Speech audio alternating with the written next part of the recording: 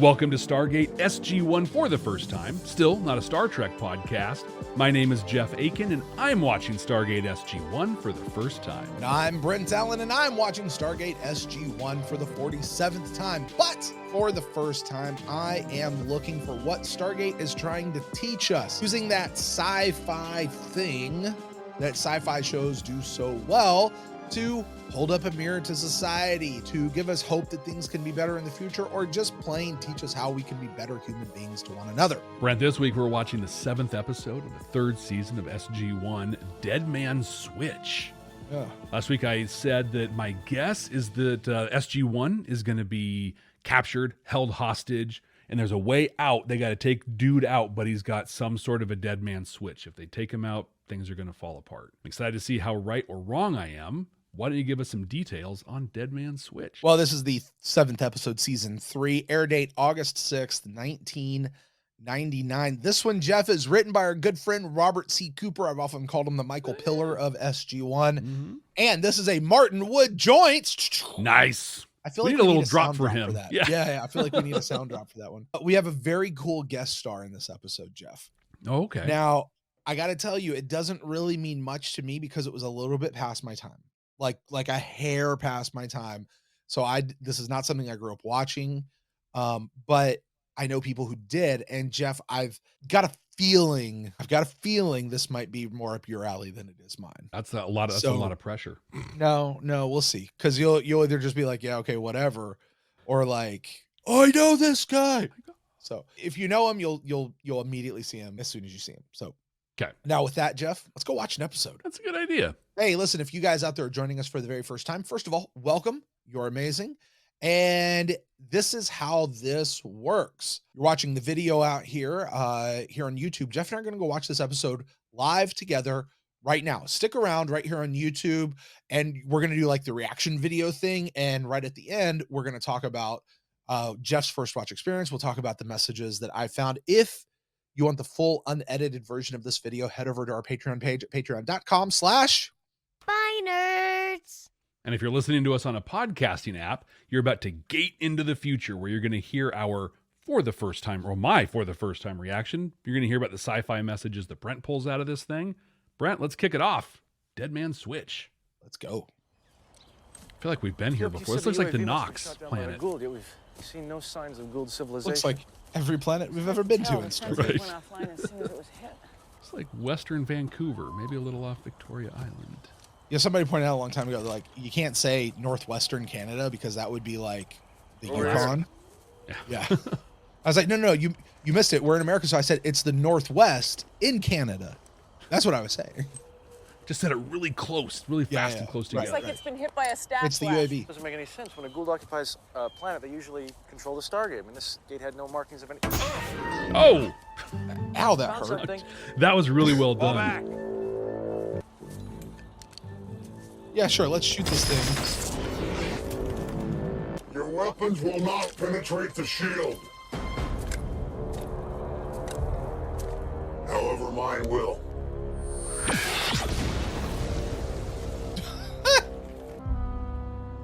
Who are you? Star Wars Harris bounty Bach. hunter.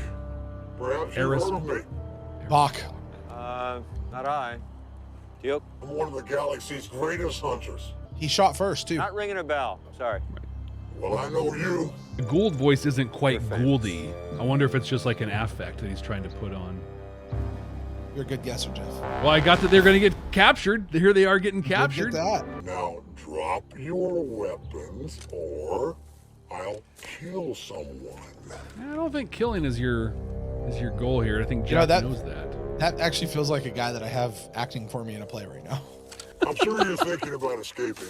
So you should know that I've disabled the Stargate dialing device. This way. I like that they're just going to leave their weapons there.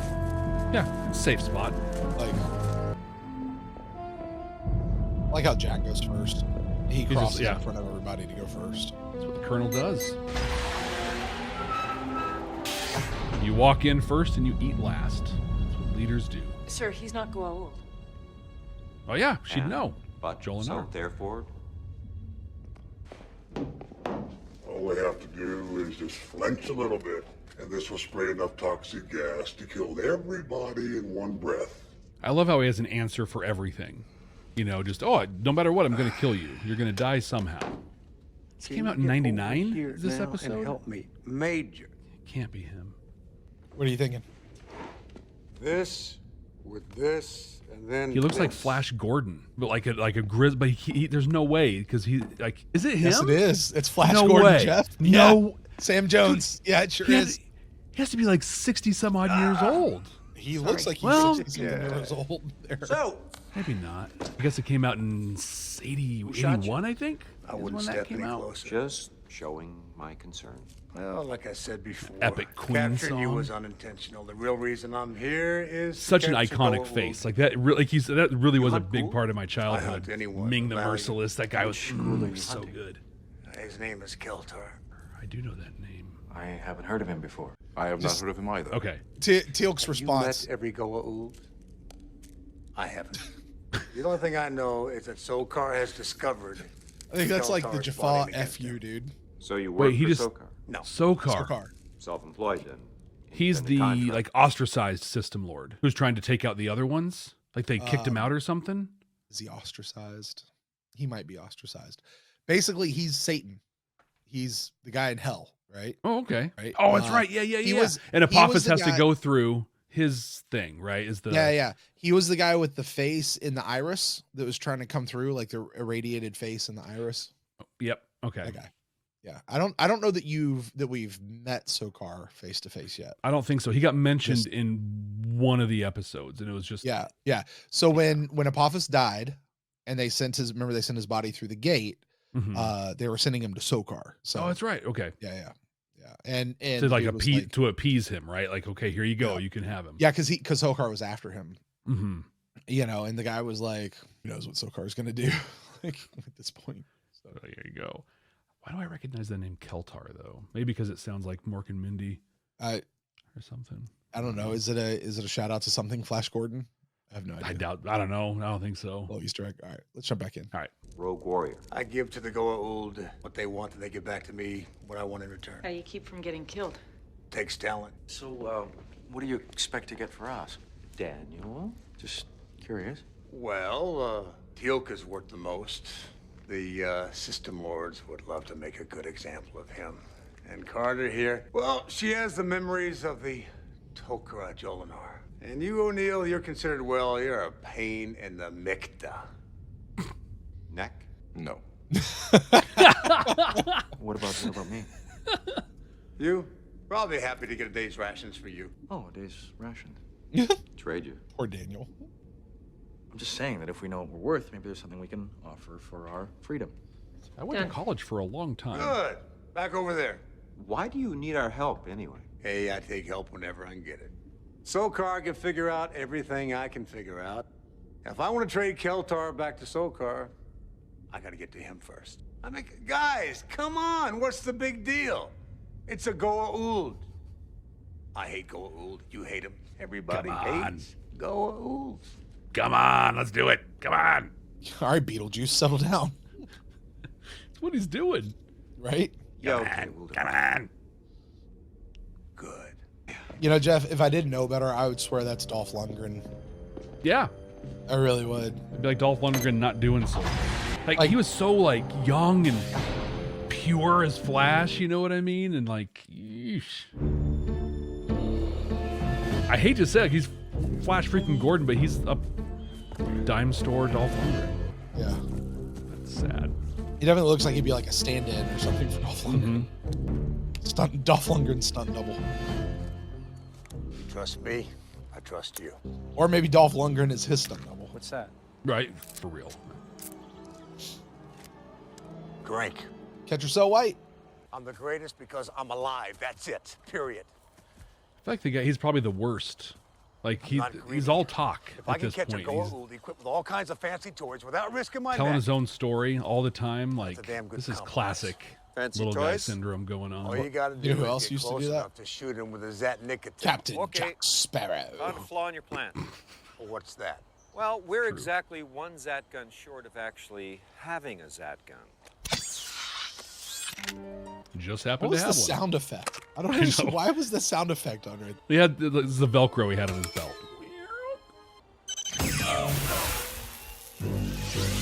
So we'll fly to a closer planet with a Stargate. Yeah, that's good thinking. Good thinking. Shoot him again. What do you think, Jeff? Are you- Shoot him again? Yeah, all he's doing is delaying it at this point. Because he can wake up within just a couple of minutes and he'll be right back. He'll wake up in the amount of time it takes for the plot to need him. Which apparently is about 15 seconds. Oh, a couple. boy. Listen, in the meantime, tell me how to fly this thing. I feel like we just started a brand new episode of Quantum Leap. Oh boy. Daniel, Would you come here a moment? Looks like a countdown. of course it is. Oh, Teal'c, would these ships have any kind of self-destruct mechanism? It is possible. We just lost Maybe it's the just an digit. original. Of course we did. Maybe it's just an original series Cylon. So, Teal'c, how does Something one Baltar override would the have. self-destruct? Crystals. There should be 3 crystals. There's only 2. The middle one's missing. Then there is no way to override the self-destruct. Oh, Eris must have the other crystal. Go. I love that he's trying the code. He's not just like, there's no way I can do it. He's like, oh, sorry. Only I can fire that. Put the weapon down. You put the crystal back. Have a nice day. Okay. Or what I would say. Thank you. Thank you. That's what The they gun down. Colonel, you think I'd give you a weapon that would work on me?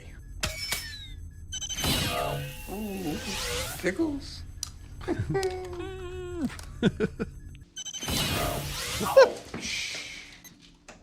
It's like, wow, you're right. Does nothing. I always wanted to shoot Daniel in that moment just Let's to go. see, This is like, does it work or is it just him? My people have always been strong and skilled. That's why the Goa'uld kept the youngest as slaves, killed the rest. Well, you could have your freedom. I like mean, that's unless the totally planets like where that's Goa'uld wouldn't find that's you. him as a kid freedom? again. Right, Kid. My wife, but my son still lives. He's a slave in one of Sokar's Naquita mines. One day I hope to capture a prize valuable enough to trade for his freedom as well as mine. Ah, so now we have the noble bad guy, Jeff. Yep. Talk about a sci-fi trope, right? I'm doing it to get my wife back, or to free my wife, or free my kid, or free whatever. That somehow justifies everything we're doing, right? Makes it all okay. These are cool. At the end of that riverbed is the cave where I last encountered Keltar. So, Teal'c, how does one Goa'uld fire weapons from several directions? Tax. Technicatels? Takuya no Tagaminatoron. What? Takwatwatwatwakut gone. Tax. I'm gonna drop in the chat for you my spelling of that thing.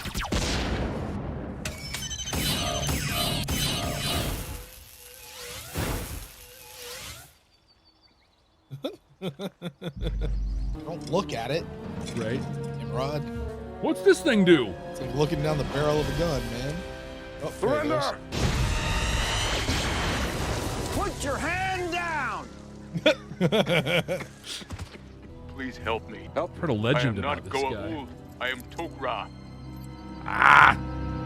They got their people all over, Jeff. Yep. I wonder if I don't have to Sokar, because tie it to Sokar's a going tree after or him. I wonder if anything Sokar unpleasant knows like that. do I? No. That's probably why. So, well, remember, he's got to be a target valuable What is enough. Mm-hmm. A Tok'ra might be valuable Watching enough. your friends. How? Magic. Your son is being held as a slave. We can help you get him back. Would that be valuable enough for you? I wonder if he was calling him Keltar, thinking that if he went by Korra, Jolinar would recognize the name and it would all kind of come together for Sam. You want me to tell you what it really probably is? Sure.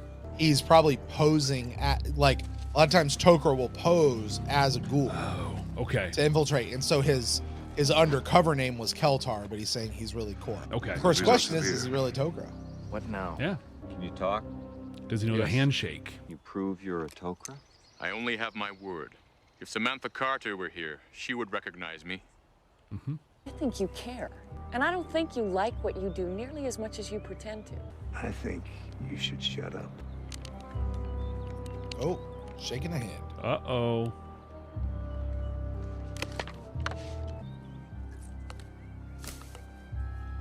Water. What you put in it. Whiskey. Flavor. prime Harris told you about hydration his wife and drink son? for this YouTuber that yeah. I'm going to be endorsed It's a by. lie. He has none. Never did. Catch or sell white. Now, Catch after or many sell generations, white. Arasbok's race cannot live without the Rashna. Keeps them subservient. So whatever the reason, he has no choice? What's wrong? I don't see them and they're not moving. Either the gold got them or they're not playing by the rules. So what does that mean? Oh, well, there you go. Means I'm trading in on my cash. Major Carter right here. Cut my losses and run. It's a trap. It's a trap. Go. No. I love how he's just like, What are we supposed trap, to do? let's do it. Let's go. He's gonna have to show himself eventually. Yeah. Can you take him? I can. All right. Where is he? Uh-oh. Time to pay the piper. Totally that scene. Right? Carter.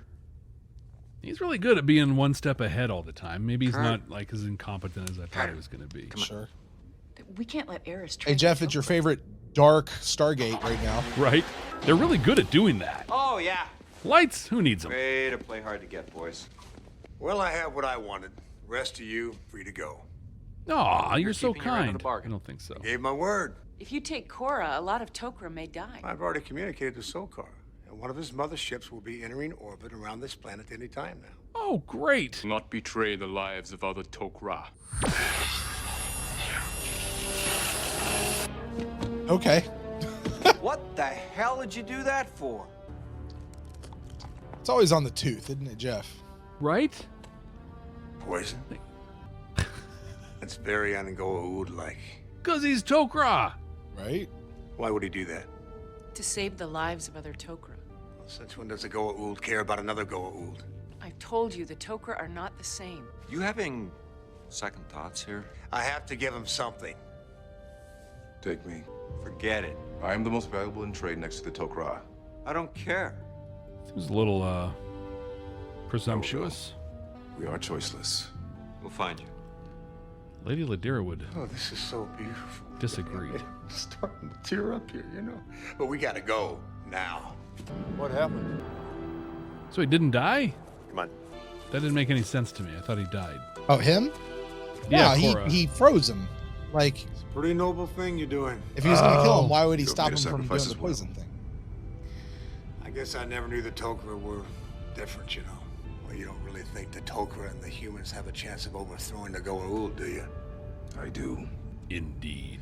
I don't think so. I would rather serve with those willing to die trying. I dig his scar. Yeah. I love that resolve I on really don't Tilk. want to do this. I hate the Goa'uld as much as you do. Tilk's got him. He's like, Tilk's like, wait. I have an idea. Right? Want to see something cool?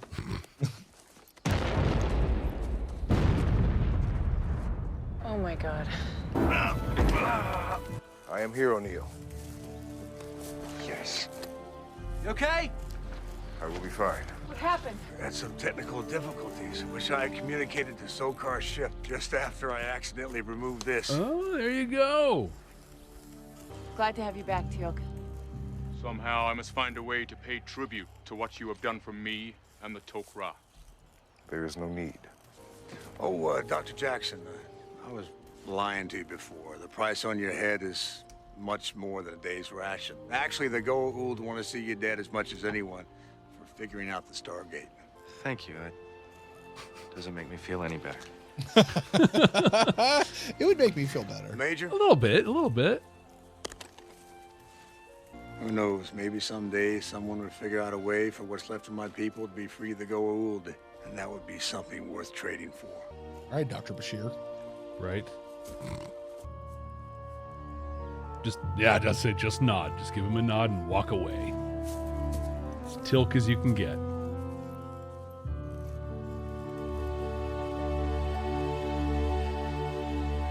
There you go. And that's the episode. All right, Jeff. Well, we have just watched Deadman Switch. Me for the 47th time, you for the first.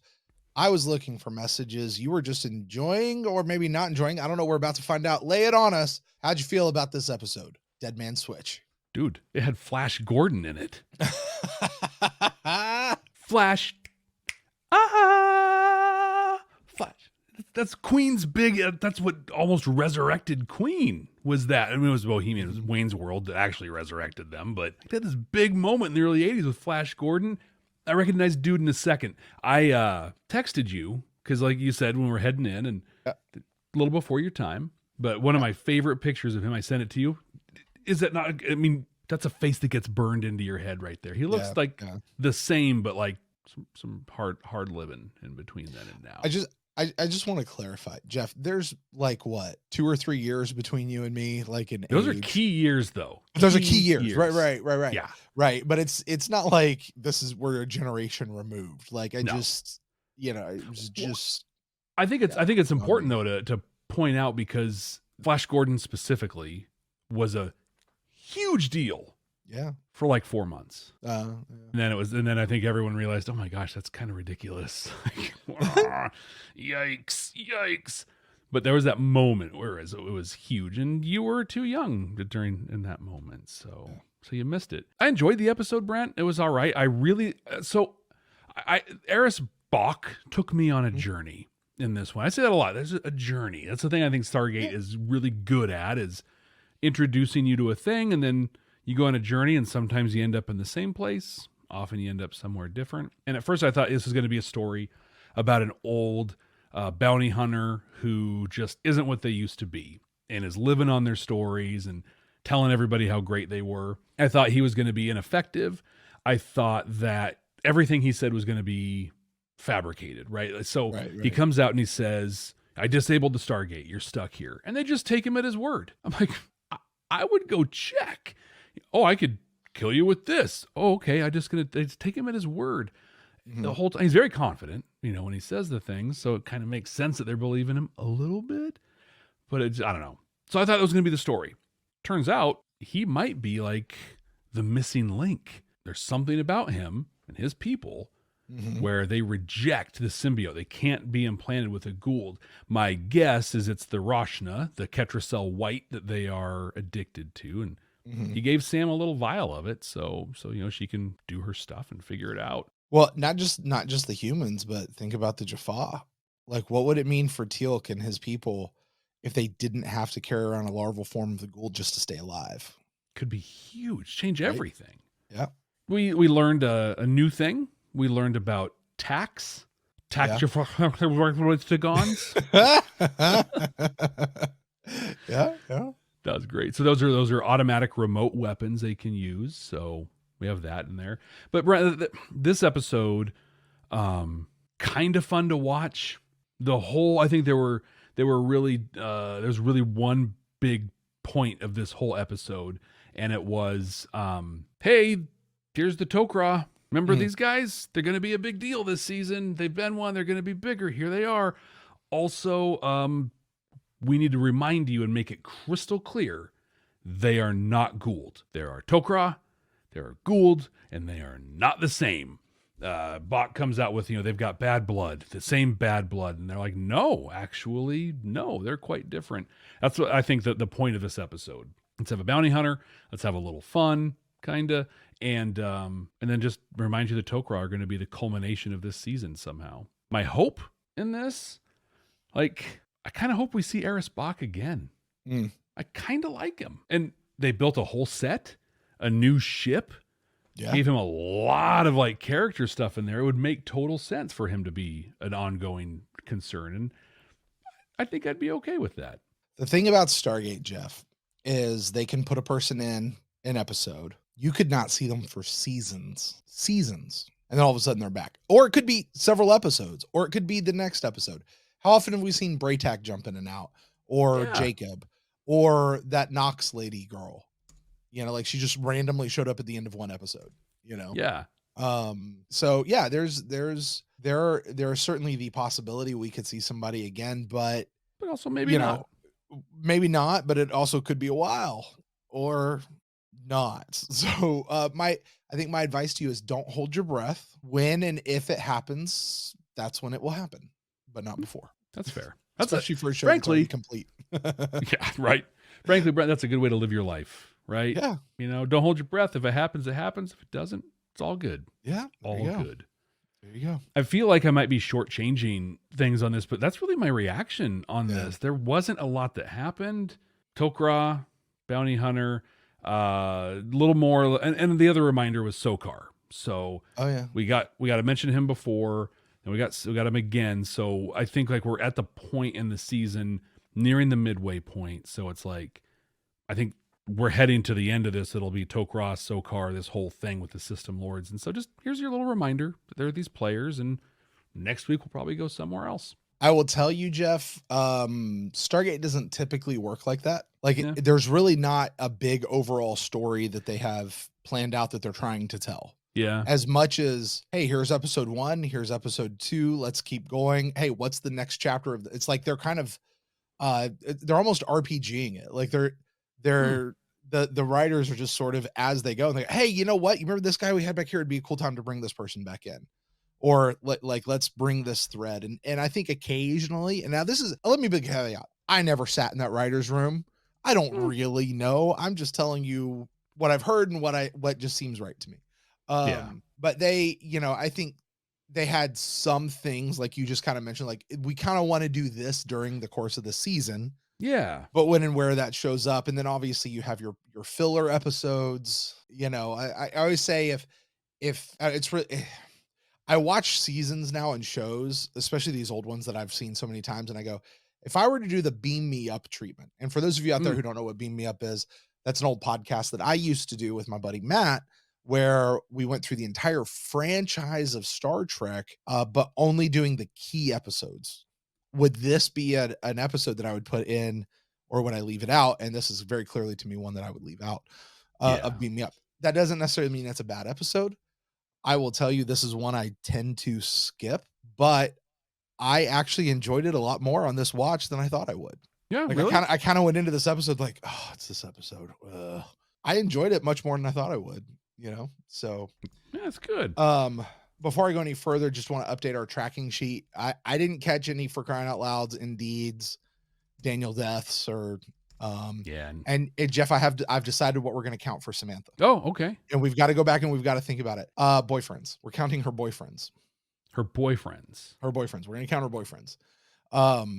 So she had Hansen way back in the First Commandment. Oh, okay. Right. We had You're doing Hansen. quote boyfriends. Yeah. People she's been in relationship with. Right. Okay. Do we want to count Jack? Like her and Jack kind of had that little thing during Broken Divide. Okay, not counting that one. Do not. Let me be really like let me think about that for a second. Absolutely not. Let's see. Further alienating the community right there. Right. We really should have a graphic we put up on this for the YouTube folks and the Patreon folks in the video. Oh yeah, of all the yeah. Right. Let's see here. Brief Candle, no. Thor's Hammer, Bloodlines. I'm looking through here. Okay, are we going to count Jack from the Mirror Universe, being that her and Mirror Sam? No. Okay. I could go either way with that. Let's hear Prisoners. Okay, what about Martouf? Now Martouf was Jolinar's boyfriend, but they had a little. They kind of. I'm going to count it. I'm counting that one. Oh, the dude from the Tolan. Remember the Yep. kind of weird dude. All right, so we're going to count 3. I think that's all we got so far. Yeah, I can't think of any more. Yeah. Okay, that's fine. That's totally fair. 3 is where we're going to drop our we'll hit that and pick it up from there. That by the way is thank you to our Patreon folk who made that as a suggestion. Cool. So I'm updating our tracking sheet right here. Sorry folks, the audio people get this all called out. All right, Jeff. So we're talking about messages. You messaged me. You sent me a little message. We were, during the episode, as sometimes happens, go figure, guys. And Ed, I think we were like 5-6 minutes left in the episode, and you're like, this is going to be a short discussion afterwards and stuff. And I was like, yeah.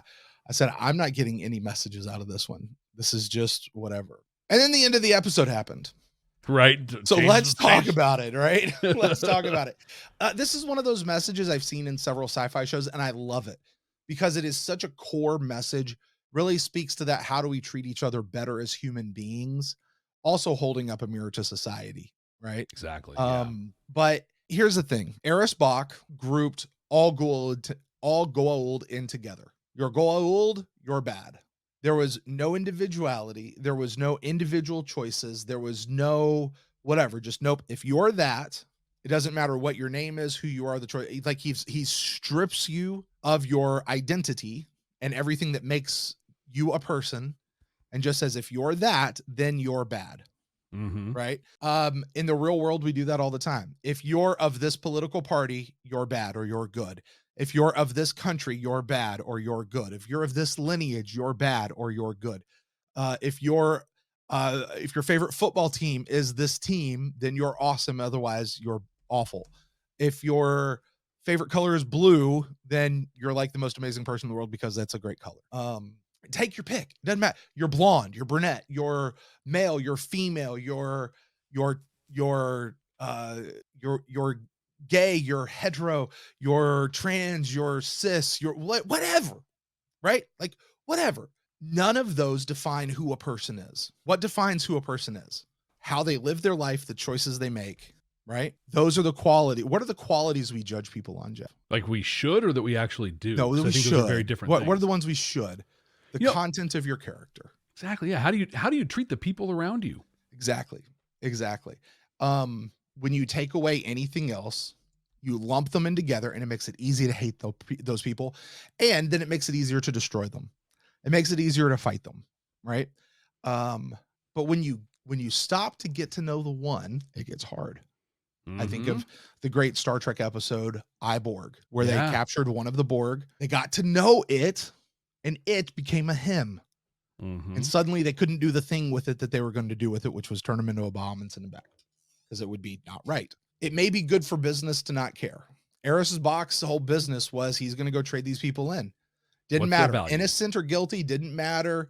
He didn't care. He just had to go trade them in. That was the job, right? But you know what? Here's the thing. It's not good for your soul when you live life like that, of not caring. We saw Eris Bach. He was seemingly fine, right? He was comfortable. He was cocky. He had a good living. He was the greatest out there. Why was he the greatest out there? Because he was alive. Because he was doing what he had to do. Still living. But you know what? There were times that we saw he was just as much a slave, a servant to the Goa'uld as any of the Jaffa or any other host being used by the Goa'uld. He was still in subservience to them, and he hated it. And he said so as much. He's like, look, I don't want to do this. I hate them as much as you do, right? He gets to know the Tok'ra, right? He stops. He's like, why would you do that? Why? That's a choice you made. You were going to sacrifice yourself. That's not Goa'uld. That's not, oh, we're going to get this Jaffa here. We got Teal'c.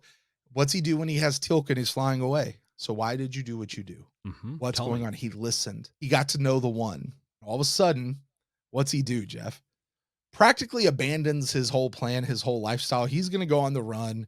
He's now going to have to fight and trade for this Rashna stuff until he can get a cure for it. Again, it's really that piece. Don't judge people. This is the sci-fi message, right? Don't judge people by simply what they are. Judge them by who they are. You know? Did Robert C. Cooper sit down to write this sort of an episode and say, this is a message that I'm trying to deliver through the episode? I don't know. I'm not in his head. I haven't asked him, but he could, because everything in the episode pointed to that last 5 minutes. Yeah. We can go back all the way through the very first moment we met Eris Bach and track it all the way there. And it all led to this one moment where he could have this conversation and have this realization to say, I can get to know. And you know what? He wound up having a change of heart, and he became a better. When he left Sam after giving her that little vial, she noticed he had a little smile on his face. Right? Yeah, he felt good about it. Like, hey, you know I'm what doing I mean? this thing. Yeah, like because that's how we judge people. That's how we go forward. And if you just treat them like meat sacks and who they are doesn't matter, it's just you're this, and so this is how I'm going to judge you or treat you. It's bad for the soul, man. It's bad for the soul. So it comes down to me to rate this, to say how many chevrons. We do a scale of 0 to 7 chevrons as far as how strong the message is. A lot of times we throw intent. Jeff, I'm going to abandon the intent. Yeah. I think this message was pretty strong. Even though they didn't really discuss it till the very end, they discussed it, and you didn't need them to discuss it a ton because they had set it up throughout the course of the episode. It also wasn't a Deus Ex Machina type of a message where it just came out of nowhere. They really had been setting it up. So to me, out of 7, I'm going to give this one a 5 chevron rating. Like, it's a pretty good message, pretty strong message. So I like it. 5 chevrons. I like that. Yeah, I feel like the whole episode built to that moment when he and Tilk were in the ship, and he looks over to, you know, like they look at each other and like, oh, we're going to do some stuff. Like, let's go. Yeah. And it is. Yeah, you're right. I think we went back and watched it, which I don't know if I'm going to go back and watch this one. But if we did, I think all of those pieces lead to that moment. Yeah, absolutely. 5. And he blows up his ship. They go flying out of the escape pods and away he goes. So I do like it. This is one of those episodes, Jeff, I got to tell you, after going through this process with you, my opinion of this episode has raised and elevated this episode. Wow. It has, by a lot, because like this was an episode I was like, actually, there's a lot to this episode. I'm kind of excited to go back through it again and watch for that in a way that I've never looked at it before. That's why I love doing this for the first time. I've never done this show like this through this lens. Now, Jeff, that's just what it did to me. It raised it in the ranking for me. However, you, my friend, you're the one who is doing the official Stargate SG1 for the first time ranking of season 3. So you're the one. You're the person whose job it is to place this one into our ranking. Our current ranking as it stands is number 1, Fair Game. Number 2, Learning Curve. Number 3, Into the Fire. Number 4, Legacy. Number 5, Point of View. Jeff, how do you rank this one? Before I rank it, I just need to point out to everyone that this ranking is definitive. Oh, absolutely. I am the authority on SG1, and if you don't agree, you can comment below. There you go. There you go. So, again, I've said this every time we get to ranking. It's been a great season, good episodes, blah, blah, blah. Brett, this is going to be our new number 5, right above Point of View. And really very much based on the last 5 to 8 minutes of the episode. Yeah, I like that. I think that's probably a great place for where that goes in the overall message. You know, there was an episode of Babylon 5 that was awful. It was awful. It was horrible until the last 5, 6, 7, 8 minutes, and then it turns on a dime, and a fantastic ending to the show. Which one was that? Infection. There's a reason I forgot that one. No, but you're right. Jeff, it was the halfway point. It was the halfway point. It was minute 28. At minute 28, something happened where that episode was awful till that moment. Yeah. Oh yeah. It was. But so once bad. you hit that 28, that 28 mark, man, that episode took off. This one just had to wait till like the 38-minute mark, but it got there. It totally got there. Got there. All right, Jeff. Well, with that is going to do it for us right here this time on Stargate SG1 for the first time watching Deadman Switch. Would you like to know what we're doing next time? I would like to know, yes. All right, well, next time, Jeff, buckle your seatbelt. We were watching an episode called Demons. Venture a guess as to what demons could possibly be about. I got it. So when we were watching the episode, I was trying to remember, did I remember the name Keltar? No, I never heard that. It was Sokar. Sokar's the one I'd heard before, and we talked about how Sokar is like the devil of stuff. So this is going to be a Sokar episode. The demons are going to be like his minions or whatever. So they were going to start building up a little more. We had Apophis, for the first 2 seasons, and this is going to be like one of the big first things that brings Sokar up to be like the big bad for season 3. All right. Well, Jeff, you are a good guesser, my friend. Oh yeah, really, really great. We'll find out just how accurate you are next time right here on Stargate SG1 for the first time. Hey, thank you guys out there so much for joining us. You are amazing. You're awesome. We love you guys. Listen, please, while you're here, please be sure to like the video. Subscribe to the channel if you like what we got going on here at By Nerds. Babylon 5. We've got SG1. Who knows what else we're going to have by the time all this stuff goes out, Jeff. So much stuff happening. And make sure you guys join us over on Patreon. You can get our Discord. You get access to all that sort of stuff. Patreon.com/ByNerds. And hey, listen, wherever you are out there, please let someone know about this show.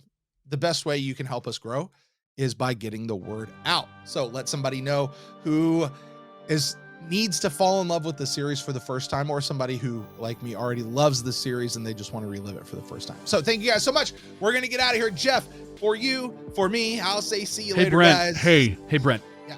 What's up, Jeff? I'm looking at my calendar here. I've got a lot. I have so much going on this week. I'm really busy. Can you run the edits on both the audio and the video this week? Would that be cool?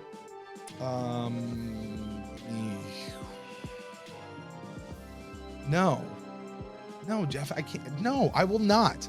I've got a lot going on too, man. Dude, you are such a pain in the mikda. Indeed.